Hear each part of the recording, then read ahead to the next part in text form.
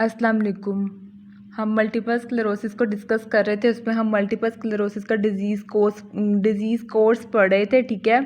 उसके अंदर इसकी 4 टाइप्स थी, 2 हमने डिस्कस कर ली थी। आज हम थर्ड टाइप को डिस्कस करेंगे, that is primary progressive multiple sclerosis.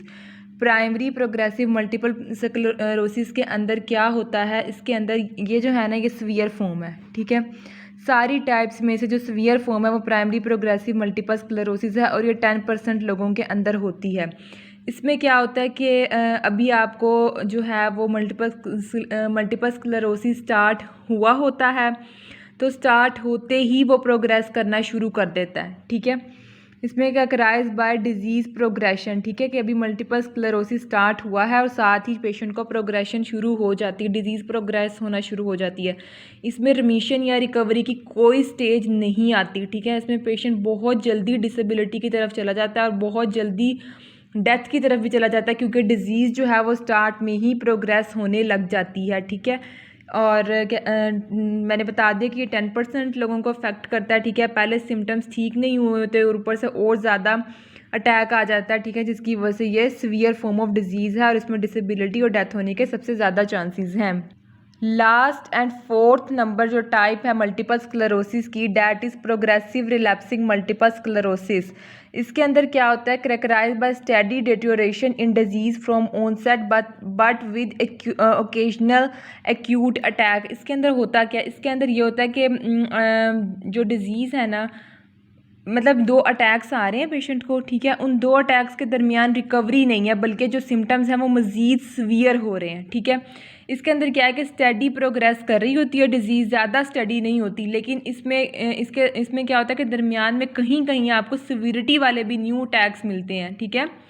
Study जो है डिक्लाइन जा रहा होता है, लेकिन दरमियान में आपको अटैक्स की रिकवरी की बजाय न्यू अटैक्स मिलते हैं जो ज़्यादा सिविरिटी के सिम्टम्स देते हैं, ठीक है। इसमें रिमिशन की स्टेज नहीं आती, बस एक जो है ना वो सिविरिटी के अटैक की स्टेज होती है और एक लेस सिविरिटी के अटैक्स की स्टेज होती है, एक सिविरिटी के और एक लेस सिविरिटी के, ठीक है। और नेक्स्ट ये थी हमारे पास जो है प्रोग्रेसिव रिलैप्सिंग मल्टीपल स्क्लेरोसिस। एक बात रह गई कि ये 5% लोगों को अफेक्ट करती है, ठीक है। ये मैंने बता दिया कि कोई रिकवरी की स्टेज नहीं होती बिटवीन 2 अटैक्स, बल्कि जो सिम्टम्स हैं वो मज़ीद सीवियर हो रहे होते हैं।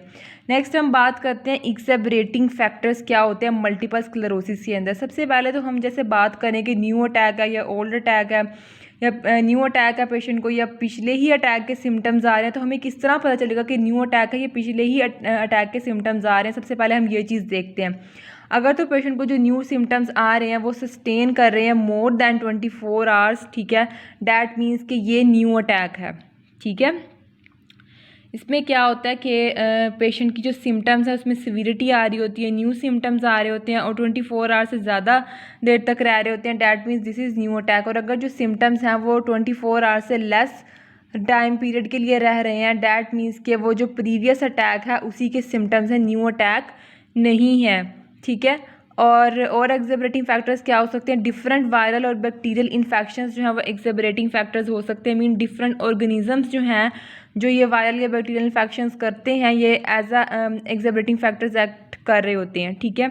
उसके बाद हमारे पास आ जाते हैं life stressors. Life stressors activate होंगे क्योंकि हमारा इम्यून सिस्टम एक्टिवेट हो रहा है, ठीक है। आपकी इम्यूनिटी है वो किसी भी तरीके से कर सकती है, ठीक है। जैसे कि हमने एक डिज़ीज़ पढ़ी हुई है रूमेटिक फ़ीवर, ठीक है, या जैसे रूमेटिक फ़ीवर बोलते हैं, ठीक है। तो उसमें क्या होता है कि उसमें भी जस्ट ना आपको बैक्टीरियल इन्फेक्शन होता है स्ट्रेप्टोकोकस का, ठीक है। आपका इम्यून सिस्टम खुद को किल करना स्टार्ट कर देता है रूमेटिक फ़ीवर के भी अंदर, ठीक है।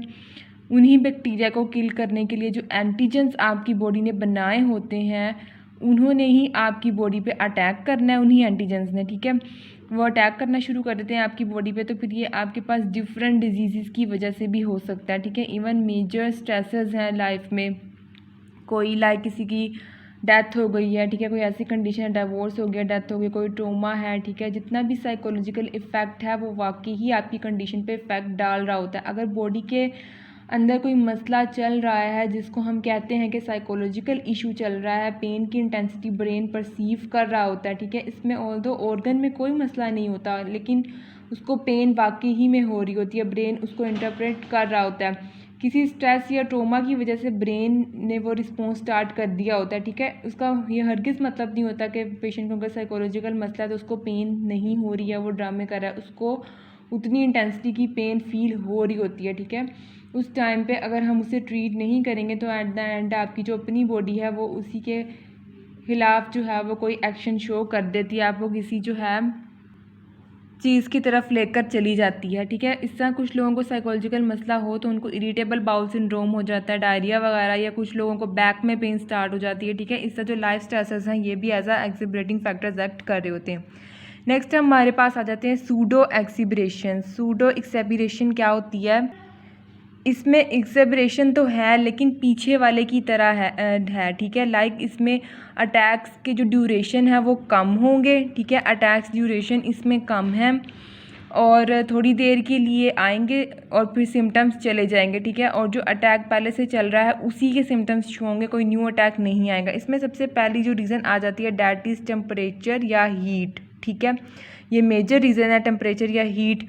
और इसमें क्या होता है कि टेम्परेचर या हीट की वजह से ज़्यादा गर्मी लगेगी पेशेंट को तो उसके सिम्टम्स जो हैं वो एक्सेबरेट कर देंगे, ठीक है। इसको हम बोलते हैं अटहोफ सिम्टम्स।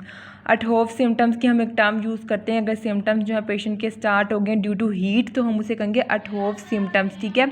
उसके बाद इसमें आ जाती है हीट थेरेपी। हीट थेरेपी हमने पेशेंट को बिल्कुल नहीं देनी कि हमने अभी ये पढ़ा कि जो टेम्परेचर हीट है वो सिम्टम्स को इंक्रीज़ कर रहा होता है, ठीक है। तो हमने उसको कोल्ड थेरेपी देनी है, उससे इसका क्या होगा, उसका बॉडी टेम्परेचर जो है लो होगा, उसके सिम्टम्स कम होंगे।